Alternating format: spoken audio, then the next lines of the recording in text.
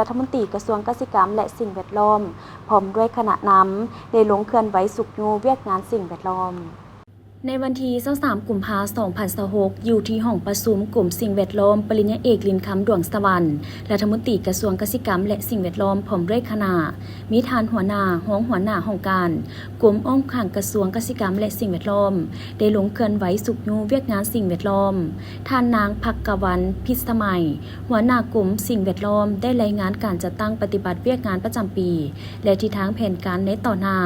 ของกลุ่มสิ่งแวดล้อมประกอบมี8แผนกมีพนักงานทั้งหมด106 ทานหญิง49 ทาน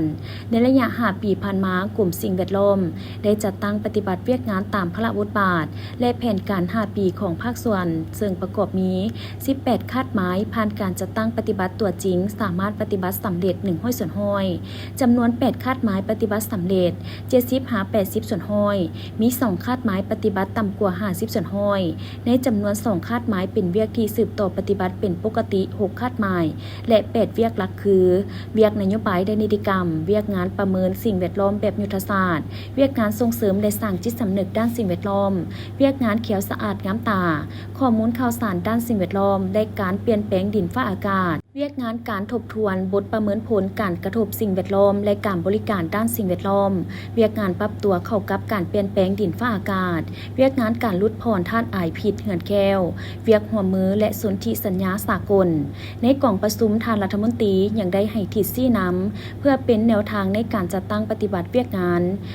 นสิ่งแวดล้อมเป็นเวียกงานที่กว้างขวางพัวพันกับหลายแขนงการรวมทั้งเป็นเวียกใกล้ตัวกับทุกคน